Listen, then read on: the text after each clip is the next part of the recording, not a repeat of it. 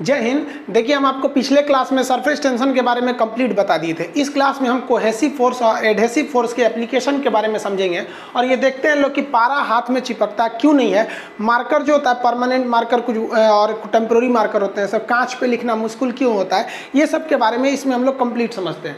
देखिए, ससंजक बल को इंग्लिश में कहते हैं कोहेसिव फोर्स। एक ऐसा फोर्स जो एक ही जैसे चीज को आपस में जोड़ के रखता है, यानी समान अणुओं के बीच एक ऐसा फोर्स जो आपस में एक दूसरे को जोड़ के रखता है, जो उसे टूटने नहीं देता है बल्कि खींच कर जोड़ के रखता है, उसे हम लोग कहते हैं ससंजक बल यानी कोहेसिव फोर्स। जैसे पानी को अगर गिरा दीजिएगा तो ऐसा हवा की तरह पानी नहीं उड़ जाएगा, आधा पानी इधर आधा उधर, हवा उड़ जाता है लेकिन पानी एक दूसरे को पकड़े रहता है, पानी पानी को पकड़े रहता है, फिर दूध को पकड़े रहता है। जैसे आप देखेंगे ये पेन है, पेन भी तो पूरा यहाँ से वहाँ तक एक दूसरे को पकड़ा है, तभी तो एक इसका स्ट्रक्चर है। तो उसी को हम क्या कहते हैं, ससंजक बल। इसी ससंजक बल के कारण, पकड़ने के कारण एक खिंचाव पैदा होता है, जिसे हम लोग कहते हैं पृष्ठ तनाव या सरफेस टेंशन। तो सरफेस टेंशन तो बता ही दिए, पृष्ठ तनाव का पूरा कंप्लीट। अब ये जो ससंजक बल होता है, जिसे हम लोग कोहेसिव फोर्स कहते हैं, ये सबसे ज़्यादा किस में होता है, ठोस में होता है, सॉलिड में। इसलिए सॉलिड बहुत मजबूती से पकड़े रहते हैं, लिक्विड में थोड़ा सा कम होता है और गैस में तो नाम बराबर होता है। गैस वाले जो कण होते हैं एक दूसरे को पकड़े ही नहीं रहते हैं सब। तो कोहेसिव का सबसे बड़ा आपको क्या पूछेगा कि सरफेस टेंशन यानी पृष्ठ तनाव किसके कारण होता है, तो वो होता है आपका ससंजक बल के कारण। ये ध्यान से समझिएगा। लेकिन ज्यादा क्वेश्चन पूछता है असंजक बल के कारण, जिसे हम लोग कहते हैं एडहेसिव फोर्स। एडहेसिव फोर्स जो काम करता है वो अलग अलग अणुओं के बीच काम करता है, यानी असंजक नाम से ही अलग रहा, असंजक मतलब दोनों समान नहीं है, उसमें काम करता है। इस कारण कोई एक चीज दूसरे चीज को पकड़ लेती है, चिपक जाती है उसमें। तो कोई चीज जब एक चीज किसी दूसरे चीज पे चिपकती है या उसकी ओर आकर्षित होती है, तो इस गुण को हम लोग कहते हैं असंजक बल। असमान अणुओं के बीच लगता है, इसी के कारण कोई भी चीज चिपकती है, याद रखिएगा। जैसे आप कलम से लिखते हैं, किसके ऊपर, पेपर के ऊपर, तो आप लिख देते हैं। क्यों लिख देते हैं? क्योंकि कलम की जो स्याही है उसके अंदर कौन सा फोर्स है, असंजक बल उपस्थित है। लेकिन अगर पेपर को भिगा दीजिएगा तो भिगा देंगे या फिर तेल लगा दीजिएगा तो उसका असंजक बल कम हो जाता है, फिर उसमें अच्छा से नहीं चलता है। मार्कर से बोर्ड पर लिख देते हैं, वो किसके वजह से होता है, असंजक बल के कारण। चौक से लिखते हैं, वो भी असंजक बल के कारण। पानी कपड़ा पर चिपक जाता है, पानी फेंकिएगा ना यहाँ पे कपड़ा पे तो भीग जाता है या चिपक जाता है, ये भी किसके कारण है, असंजक बल के कारण होता है। दूध और पानी का मिश्रण, देखिए दूध का एक कण दूध के दूसरे कण को पकड़ा रहता है, ये तो होता है ससंजक बल। पानी का एक कण पानी के दूसरे कण को पकड़ा है, वो क्या है, वो भी है आपका ससंजक बल। लेकिन दूध और पानी को मिला देते हैं तो वो किसके कारण मिल जाते हैं भाई, तो उनके कारण असंजक बल के कारण मिल जाते हैं। जैसे देखिएगा काजल जो लगाया जाता है ना आंख पे, वो क्यों, काजल एक अलग चीज है और आंख एक अलग चीज है, तो दो अलग अलग चीजों के बीच काम करने वाले बल को हम क्या कहते हैं, असंजक बल। उसी कारण काजल क्या होता है, चिपक जाता है। जैसे देख रहे हैं यहाँ पर इस काजल लगाई हुई है, चिपक गया है। क्यों चिपका है, क्योंकि काजल में क्या है, असंजक बल है। जितना मजबूती से असंजक बल रहेगा, असंजक बल की वैल्यू जितनी ज़्यादा रहेगी, वो चीज़ उतने देर तक चिपका रहेगा। तो बहुत बढ़िया से काजल चिपका रहेगा। देख रहे हैं कितना बढ़िया से इसका चिपका हुआ है। लेकमे वगैरह में क्या रहता है, असंजक बल की वैल्यू बहुत ज़्यादा रहती है और यही वैल्यू कम रहेगी तो लगाएंगे तो आधा घंटा बाद पोता जाता है। तो दूल्हा को जो काजल लगाया जाता है ना, तो दूल्हा के काजल में असंजक बल कम रहता है, तो बेचारा बारात के समय तैयार होकर जाता है, वहाँ तक पसर के बह जाता है, तो दूल्हा लगता है जैसे फांसी देने वाला जल्लाद है। लेकिन जो दुल्हन को काजल लगाया जाता है उसका असंजक बल क्या रहता है, ज़्यादा रहता है, क्योंकि वो ब्रांडेड कंपनी का लगाया जाता है, तो उसके असंजक बल में वैल्यू रहता है, तो खूब अच्छा से पकड़े रहता है। बचपन में याद होगा तो हम लोग को तो बचपन में मम्मी कैसे काजल लगाती, थरिया उलाट के पीछे दिया रख देती थी, काजल बन के रेडी हो गया, सवेरे ले कैसे पोत दो, यहाँ पर पूरा बढ़िया से आँख बटोर के एकदम चौड़ा पट्टी से पोत दो, एक बढ़िया से टीका पोत दो कि बबुआ को नजर ना लगे, और नवरातन में तो पूरा पेट उट सब पोत पात दो। तो ये सब जो देसी काजल बना रहे हैं, इसका असंजक बल की वैल्यू कम होती है, तो ये उतना अच्छा से नहीं चिपकते हैं दूसरे चीज में। लेकिन जो कंपनी बनाती है, ब्रांडेड कंपनी, वो असंजक बल का अच्छा खासा ध्यान रखती है। तो लैक्मे ये सब क्या क्या आता है, तो उसमें क्या रहता है, अच्छा वैल्यू रहता है। तो ये भी किस कारण है भैया, असंजक बल के कारण। आप देखेंगे लाली जो होता है, लाली समझते हैं, ठोड़ रंगने वाला, वो भी क्यों चिपक जाता है? असंजक बल, उसमें भी जो है असंजक बल। ठोड़ रंगने वाला अलग चीज़ है, उसको क्या बोलते हैं, लिपस्टिक, और वो यहाँ चिपक गया, वो भी असंजक बल के कारण। अगर महंगा वाला रहेगा तो ज़्यादा देर तक चिपका रहेगा, और सस्ता वाला रहेगा तो ठोड़े पे इसे लेभरा जाएगा। जैसे यहाँ देखिए आप लोग ठोड़ देखिएगा इसका, ये वाला जो ठोड़ है ये इसमें क्यों चिपका हुआ है लाली इसका? क्योंकि उसका असंजक बल जो है, असंजक बल, इसकी वैल्यू यहाँ पर ज़्यादा है, और यही कम रहेगा ना तो लेभड़ा जाएगा, पोटा जाएगा। आप लोग लड़कियां को ध्यान से मत देखा कीजिए, आप लोग को बार बार समझाते हैं, फिजिक्स का टॉपिक समझिए। इसको देखिए, इसे जो लग रहा है मोबिल पुतले है यहाँ पर, ये पक्का सीबीएसई बोर्ड की होगी, क्योंकि वही ऐसा क्रांतिकारी काम करता है सब, बाकी हिंदी मीडियम वाला ये सब नहीं करता है सब। तो ये क्या क्यों चिपका हुआ है? मोबिल जो लगाई हुई है ये क्यों चिपका है? मोबिल इसीलिए चिपक गया इसके ठोड़ पर, क्योंकि जो मोबिल लगाई है या ये जो ठोड़ रंगने के लिए लगाई हुई है, उसमें असंजक बल की वैल्यू ज़्यादा है। तो कभी भी एक चीज़ दूसरे चीज़ पर चिपकती है तो असंजक बल, आपस में चिपकता है तो ससंजक बल। पानी का बूंद जो है वो आपस में चिपका रहता है, किसके कारण? ससंजक बल के कारण। अब देखेंगे परमानेंट मार्कर, परमानेंट मार्कर से लिख देंगे तो मिटबे नहीं करता है, क्योंकि उसका असंजक बल की वैल्यू बहुत ज़्यादा है। असंजक बल उसे खींच के रखता है, जल्दी मिटने नहीं देता है। और जो टेम्पोररी मार्कर होता है जिसमें बोर्ड पर लिखा जाता है, उसका जो असंजक बल की वैल्यू है वो कम रहती है, इसलिए एक बार कपड़ा से पोत देंगे तो मिट जाता है। जैसे देखेंगे आप कांच पर लिखने जाइएगा, कांच पर तो नहीं लिख पाते हैं। क्यों नहीं लिख पाते हैं? कांच पर लिखने जाएंगे ना तो उसमें असंजक बल की वैल्यू घट जाती है, तो उसी को बढ़ाने के लिए HF मिला दिया जाता है। क्वेश्चन पूछेगा कांच पर लिखने के लिए क्या मिला दिया जाता है, तो HF को क्या कहते हैं? हाइड्रोफ्लोरिक एसिड हो जाता है, तो ये कांच पर लिखने के काम में आता है। आप देखिएगा रेकवच वगैरह की पत्ती पर पानी नहीं रुक पाता है। क्यों नहीं रुकता है? तो भाई रुकने के लिए, चिपकने के लिए किसका जो होना जरूरी है? असंजक बल का होना चाहिए। जैसे भाई सब कांच पे लिख रहे हैं तो इसके लिए हाइड्रोफ्लोरिक एसिड HF की जरूरत है, याद रखिएगा, ये पिछला NTPC में पूछा हुआ था एग्जाम में। आप देखे होंगे इस तरह, इसको कई लोग रेकवच कहते हैं, आरवी कहते हैं, कोपल बोलते हैं, पता नहीं क्या, इसका पकौड़ी बनता है, मोड़ मार के खूब बढ़िया से फ्राई करके बनाया जाता है। इसमें पानी के बूंद रखिएगा ना तो ये डगर के चलाता है। बचपन में हम लोग उस पर थूकते थे, लोग थूकेंगे ना इतना भच दे थूकिएगा इतना ना, तो उस पर डगर के चलाता था। वहाँ पे कितना भयानक थूक दिए, हुमच के खेखार थूक देंगे ना इतना एक कटोरा तो भी वो नहीं सटेगा, लभड़ा के गोल गोल नीचे चलाएगा। क्यों? क्योंकि इसके जो असंजक बल है ना इस पे लगने वाला वो कम है, और ये असंजक बल ही चिपका रहा था, वही कम है तो चिपकाएगा ही नहीं। तो आप ससंजक बल और असंजक बल समझे। अब हम लोग समझते हैं नौचंद्रक या मेनिस्मस क्या होता है, और एंगल ऑफ कांटेक्ट कैसे निकाल जाता है कि परख नली में कोई भी चीज कितना ऊपर चढ़ेगा या फिर डाउनफॉल होगा। दो क्वेश्चन बहुत पूछता है, एक आपसे पानी से रिलेटेड पूछेगा, जल से, और एक पारा से रिलेटेड पूछेगा। पारा को पारद भी कहा जाता है, ये चांदी की तरह दिखता है इसलिए इसे क्विक सिल्वर कहा जाता है, क्विक सिल्वर के नाम से जाना जाता है। तो देखिए पानी जो होता है इसके अंदर असंजक बल ज्यादा है, यानी ये दूसरे चीज को चिपकाएगा, और पारा जो होता है मरकरी, उसके अंदर ससंजक बल ज्यादा है, यानी ये दूसरे को नहीं चिपकाएगा, अपने को समेट के रखेगा। तो खुद को समेट के रखने वाले बल को ससंजक बल इसमें ज्यादा होता है, और दूसरे में चिपकने वाले बल को असंजक बल इसमें ये ज्यादा होता है। तो पानी की टेंडेंसी होती है दूसरे से ज्यादा चिपकता है, और मरकरी की टेंडेंसी होती है दूसरे से नहीं, अपनी को सिकुड़ के रखता है। इसी वजह से जब कभी सतह पर पानी गिर जाता है ना, तो देखिए पानी के अंदर का जो ससंजक बल है जो खुद को समेट के रख रहा है वो तो खुद को पकड़े हुए है, लेकिन पानी जो है वो इस फ्लोर की ओर भी देखिए गतिशील हो रहा है, क्योंकि पानी के अंदर असंजक बल की वैल्यू ज्यादा है, ये इस सतह की ओर भी जा रहा है, जिस वजह से ये एक चंद्राकार शेप का इसे लेते जा रहा है। समझ में आ रहा है कि नहीं आ रहा है? लेकिन अगर वही मरकरी में देखिएगा, पारा में, तो पारा के अंदर ससंजक बल ज्यादा है, असंजक बल की वैल्यू कम है, यानी ये दूसरे में नहीं चिपकेगा, खुद में चिपकेगा। तो इसे खुद में चिपकने के लिए खुद को समेटेगा, जिस वजह से समेटने से ये गोल शेप ले लेता है, हल्का लगभग गोल ले लेता है, पानी की तरफ पसरता नहीं है। ये समझ में आ गया कि नहीं आ गया? अब मान लीजिए कि कोई टब से किसी टब में हम किसी ट्यूब को डालते हैं। अब आपको पता है अगर ये जल रहेगा, इसमें पानी है अगर इसमें, तो पानी किस तरह से बिहेव करेगा, यहाँ पर आएगा, और पानी क्या है उसके अंदर असंजक बल है, यानी दूसरे को चिपकाएगा। तो ये सोचेगा कि हम इसको चिपकाएं तो इसके ऊपर चढ़ जाएगा, थोड़ा सा इधर से भी जाएगा, ये हल्का सा इसके ऊपर चढ़ जाएगा। तो बाहर से ये क्या हो जाता है, चढ़ जाता है इसके ऊपर। तो याद रखिएगा, ऐसे आपको एग्जाम में क्वेश्चन दे देगा, इसे फिगर दे देगा और कहेगा कि बताइए इसमें क्या है। तो इसमें क्या है भैया, जल। कैसे पता चला?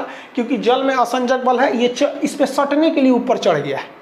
अब पारा का कैसे पता चलेगा? तो देखिए भैया, पारा जो है यहाँ तक तो ठीक है, आपस में सटे हुए हैं सब। जैसे पारा इस कांच के पास पहुंचेगा, इस टेस्ट ट्यूब के पास पहुंचेगा, उसमें वो सटना नहीं चाहेगा, वापस भागना चाहेगा। वापस भागने के लिए धंस जाएगा नीचे की ओर। तो जैसे नीचे धंस जाएगा तो समझ जाइएगा ये क्या है भैया, पारा है। पारद भी बोलते हैं पारा को। ये समझ में आ गया कि नहीं? वो धंसा क्यों और ये ऊपर क्यों उठा? और आप लोग पढ़ के क्या जाते हैं, अंदरवा का डिजाइन हुआ, अंदर कैसे होगा, उत्तल की अवतल, कनकेव की कन्वेक्स। अब बाहर वाला पूछ देगा तो दांत चियर के चलेंगे, ये बड़ी टफ क्वेश्चन था। अरे भैया टफ कौन सी था, आप एक साइड से क्यों पढ़ेंगे? ये समझ में आ रहा है कि नहीं आ रहा है? तो कांच जो होता है, सॉरी पारा जो होता है अपनी ओर भागता है, अब पानी दूसरे को चिपकाना चाहता है, इसलिए पानी जो है किसी भी चीज को भिगो देता है, क्योंकि उसमें जाकर सट जाता है। दीवार पे फेंकिएगा आराम से सट जाएगा, कपड़ा पे फेंकिएगा भीग जाइएगा। समझ में आ रहा है कि नहीं आ रहा है? अब समझिए थोड़ा सा एंगल ऑफ कांटेक्ट क्या होता है, यहाँ आप थोड़ा दिमाग लगाइए। इसमें अगर ध्यान देंगे तो हम पानी का जो डिजाइन लिए हैं वो इस ट्यूब के बाहर का डिजाइन लिए हैं, ठीक है? और पारे का भी जो डिजाइन लिए हैं वो ट्यूब के बाहर का डिजाइन लिए हैं। अगर एग्जाम में ट्यूब के अंदर का डिजाइन पूछ दिया तब क्या होगा? तो ये जरा देखिए, हम आपसे पूछते हैं, बताइए तो इसमें कौन से ये वाले, ये सपोज कि ये लिक्विड है, ये कौन सा लिक्विड है बताइए फटाफट? ये पानी होगा या पारा होगा? अब सिंपली समझिए भाई, आप इसको देख के क्या लग रहा है, पानी का तो मेन लेवल यहीं तक है, लेकिन ससुरा उधर गया है तो हचाक से चढ़ गया है। काहे चढ़ा है? भिगाने के लिए चढ़ गया है। भिगाने के लिए चढ़ा है मतलब ये भिगाना चाह रहा है इसको। तो इस बताइए है क्या ये, कंफर्म बताइए? तो ये है जल, क्योंकि भिगाने के लिए चढ़ा है इसलिए है जल। अब जब जल है, चढ़ा क्यों है तो जल, चढ़ा इसलिए है क्योंकि इसके अंदर असंजक ज्यादा है, तो असंजक बल इसका ज्यादा है, जल है। इसमें थोड़ा देखिए, इसका मेन लेवल यहाँ तक है, लेकिन ये जब उस दीवार तक पहुंचा है तो इसको वो पसंद नहीं आया, तो अपनी ओर भागना चाह रहा था। ये नीचे नहीं धंस रहा था, अगर इसकी मेन टेंडेंसी देखिएगा तो ये अपनी ओर भागना चाह रहा था, अपनी ओर भागना चाह रहा है, यानी इसके अंदर असंजक बल नहीं है, ससंजक है, यानी अपनी ओर खींच रहा है। तो ये क्या है? पारा है। तो ये पारा है। तो फिगर देख के समझ में आ गया कि नहीं आ गया? किसी को कोई दिक्कत नहीं है? अब हम समझते हैं एंगल ऑफ कॉन्टेक्ट किसे कहते हैं। देखिए, जिसे हम लोग स्पर्श कोण कहा जाता है, स्पर्श कोण स्पर्श रेखा से नापा जाता है। देखिए पहले ध्यान से समझिए, नौचंद्रक यानी मेनिस्कस क्या होता है? ये जो धंसा हुआ डिजाइन देख रहे हैं और इसे उठा हुआ डिजाइन देख रहे हैं, इसी को हम लोग नौचंद्रक या मेनिस्कस कहते हैं। मेनिस्कस एक डिजाइन है, जैसे ये धंसा हुआ है तो इसे हम लोग कहते हैं अवतल यानी कनकेव, धंसा हुआ है। जबकि इसका डिजाइन उठा हुआ है तो इसे कहते हैं हम लोग कन्वेक्स यानी उत्तल, और ये कनकेव यानी अवतल। किसी को कोई दिक्कत नहीं है यहाँ पर? तो यहाँ हम क्या लिख देते हैं? कनकेव। कनकेव हो गया, ये क्या हो गया भैया? कन्वेक्स। कन्वेक्स हो गया। हालांकि आपको एप्लीकेशन में आप पढ़ेंगे इस टॉपिक को, तो वहाँ पे हम आपको PDF वगैरह सब प्रोवाइड किए हुए हैं। अब बताइए इसमें एंगल कैसे निकाला जाता है? तो एंगल निकालते वक्त थोड़ा सा ध्यान देने दीजिएगा भाई। एंगल कभी भी निकालिएगा तो एंगल जो निकाला जाता है वो इस नौचंद्रक पर एक स्पर्श रेखा खींचा जाता है। स्पर्श रेखा जो इसे टच करके जाए, तो यहाँ से एक रेखा खींचते जो इसे टच करके जाएगी, तो यही ना हो गई स्पर्श रेखा। तो स्पर्श रेखा और इसके दीवार के बीच का कोण को हम कहते हैं एंगल ऑफ कॉन्टेक्ट। अब इसमें स्पर्श रेखा कैसे खींचेंगे? इसमें अंदर से थोड़ी खिंचाएगा, अंदर से खींचेंगे तो फाड़ देगा, तो इस पे स्पर्श रेखा ऐसे खिंचाएगा और ये एंगल हो गया। तो ये एंगल क्या हो गया? बड़ा हो गया, ये एंगल छोटा हो गया। तो एंगल आपसे क्वेश्चन पूछेगा कि कभी भी कॉन्टेक्ट एंगल को निकाला जाता है तो कहाँ से निकाला जाता है? तो कहाँ से निकालेगा भाई? जो मेनिस्कस बन रहा है यानी जो नौचंद्रक बन रहा है उसके टेंजेंशियल निकाला जाता है, उसके स्पर्श रेखा के दिशा में निकाला जाता है हमेशा भी। और इसी आधार पर हम लोग डिसाइड करते हैं कि वो ऊपर बढ़ेगा या नीचे बढ़ेगा। कैसे पता चल जाता है भाई? तो उसके लिए एक फॉर्मूला होता है। देखिए हम दोनों में अलग अलग बता देते हैं। पानी है, ये पानी का जो नौचंद्रक होता है वो हमेशा इस तरह का दिखता है। क्यों इस तरह का दिखेगा भैया? अब आप तो इतना तो समझ ही गए होंगे, क्योंकि पानी जो होता है उसमें असंजक बल ज़्यादा है और वो कांच को भिगाने के लिए ऊपर चढ़ जाता है। तो ये ऐसे ऊपर चढ़ गया है, यहाँ पे समझ में आ गया कि नहीं? जबकि पारा जो होता है वो खुद अपने आप में समेट के रहना चाहता है, इसलिए वो इस तरह से ढक जाता है। इतना तो बता ही दी है। जब इसको नापा गया एंगल को, अब हम तो यहाँ आपको प्रैक्टिकली नाप नहीं सकते, उसको नापने के लिए लैब में जाना पड़ेगा, इंस्ट्रूमेंट लगाने पड़ेंगे। तो पता चला है कि भैया इसका जो पानी का जो एंगल होता है वो 8 डिग्री से लेकर लगभग 18 डिग्री के बीच में होता है, अगर वो गंदा पानी है तब, मतलब उसमें अशुद्धि है। और जो पारा का जो एंगल होता है वो पारा का एंगल 130 डिग्री होता है। अगर आप देखेंगे तो पानी का एंगल कम बना है, जब भी इस तरह से रहेगा तो एंगल क्या करेगा? कम बनेगा। और इस शेप में रहेगा तो एंगल का वैल्यू ज़्यादा रहेगा। ये तो पहले ही बता दिया आपको। अब जरा ध्यान से समझिए, जो कैपिलरी होता है, कैपिलरी मतलब किसी नली में किसी द्रव का ऊपर चढ़ना, एक केशिकत्व कहते हैं। इसको आगे समझाएंगे केशिकत्व क्या होता है। तो केशिकत्व जैसे बीपी नापने वाला जो डॉक्टर होता है, देखते हैं उसमें पारा चढ़ते रहता है, या बुखार नापते हैं इसे देख के पारा में, तो डॉक्टर देखता है ना, क्योंकि वो जो पारा होता है मरकरी वो ऊपर चढ़ जा रहा है। इस ऊपर चढ़ने की घटना को हम लोग कैपिलरी कहते हैं या केशिकत्व कहते हैं। ये केशिकत्व में कितना ऊपर चढ़ेगा इसके लिए एक फॉर्मूला होता है, जिसका जो होता है H बराबर 2t cos theta by R D G. T क्या है भैया यहाँ पे, तो सरफेस टेंशन है, थीटा एंगल ऑफ कॉन्टेक्ट है, आर इसकी त्रिज्या है, रेडियस है, डी घनत्व और जी 9.8 एक्सेलरेशन ड्यू टू ग्रेविटी। अब यहाँ आप एक बात बताइए, यहाँ आपका जो ऊंचाई है वो इस थीटा पर डिपेंड कर रहा है। देखिए तो ऊंचाई थीटा पे डिपेंड कर रहा है कि नहीं, और थीटा किसके साथ है, कॉस थीटा के साथ है। आप पढ़े हैं कि कॉस थीटा का जो रेंज होता है वो -1 से लेके +1 के बीच में होता है। कॉस थीटा ये नहीं होता है। कॉस थीटा को अगर आप ध्यान से समझेंगे तो कॉस 90 डिग्री पे 0 हो जाता है। कॉस 90 डिग्री पर थीटा 0 हो जाता है, यानी अगर 90 डिग्री से पहले है तो कॉस थीटा की वैल्यू ज़्यादा है, और 90 डिग्री पे तो 0 है, और 90 डिग्री से आगे जाइएगा तो कॉस थीटा का वैल्यू घटने लगता है, निगेटिव होने लगता है। यानी 90 डिग्री को आप अगर थ्रेशोल्ड मानते हैं और कॉस थीटा को लेते हैं तो 90 डिग्री से पहले हैं तो भाई वैल्यू बढ़ेगी, जैसे 90 से नीचे आएंगे तो कॉस थीटा की वैल्यू बढ़ती रहती है, और 90 से ज़्यादा जाएंगे तो फिर निगेटिव होने लगता है कॉस थीटा। तो वो वैसे ही अब देखिए यहाँ पर एंगल से क्वेश्चन कैसे पूछेगा कि अगर थीटा 90 से कम है तो कंफर्म 90 से कम है तो कॉस थीटा 90 से कम रहेगा तो उसकी वैल्यू क्या है, ये ज़्यादा रहेगी। तो जब 90 से कम है तो एच की वैल्यू ज़्यादा रहेगी। तो जब भी कभी थीटा न्यून कोण बनाएगा तो ऊंचाई क्या हो जाती है, बढ़ जाती है, मेन सतह से इसकी ऊंचाई बढ़ जाती है और वह वस्तु को भिगो देता है। ऐसा द्रव क्या करेगा, इसके दीवालों को भिगो देगा। समझ में आ गया कि नहीं आ गया। अब ये क्यों बढ़ गई तो आप यहाँ फार्मूला से याद रखिएगा, वरना लड़का सब याद रखता है कि अरे 90 से कम रहेगा तो ऊपर चढ़ेगा, एग्जाम में जाके भुला जाता है कि भैया कम रहेगा तो ऊपर क्यों चढ़ेगा। ये फार्मूला याद रखिएगा, H बराबर 2t cos theta by R D G. तो ये थीटा की वैल्यू 90 से जितना कम रहेगा cos थीटा की वैल्यू उतने ज़्यादा हो जाएगी और हाइट क्या हो जाता है, बढ़ जाता है। इसका उल्टा जरा सोचिए तो, इसका उल्टा क्या होगा कि अगर पारा के सेंस में, पारा का तो आप देखिए ना, पारा का तो ज़्यादा रहता है, पारा का एंगल देख रहे हैं कितना ज़्यादा है, ये एंगल ज़्यादा है। तो पारा के सेंस में जब एंगल ज़्यादा हो जाता है तो यहाँ थीटा 90 से ज़्यादा हो जाएगा, अब कॉस 90 पे 0 हो गया और 90 से ज़्यादा जाएंगे तो वैल्यू निगेटिव आने लगती है। तो कॉस जब भी 90 से ज़्यादा रहेगा तो नेट हाइट जो है, इस पर चढ़ने की ऊँचाई जो है वो क्या हो जाती है, घट जाती है। और ऐसा द्रव जिसका जो एंगल ऑफ कांटेक्ट है वो 90 डिग्री से क्या है, ज़्यादा है, यानी अधिक कोण है, तो वो ऊंचाई पे नहीं जाएगा, मेन ऊंचाई से नीचे ही रह जाएगा। तो पारा जो होता है ना, सतह से थोड़ा सा नीचे ही रह जाता है, और ऐसी वस्तु दूसरे को भिगाती नहीं है, इसलिए पारा कभी भी कांच को भिगाता नहीं है। क्वेश्चन आएगा कि थर्मामीटर में हम पारा का प्रयोग करते हैं, तो ऑप्शन सी लगा दीजिएगा। वहाँ लिखा रहता है कि ताप बढ़ने से या ऊपर की ओर बढ़ता है, इसीलिए ना थर्मामीटर में उसका प्रयोग करते हैं कि हमारा टेम्परेचर है तो बढ़ के बता दे।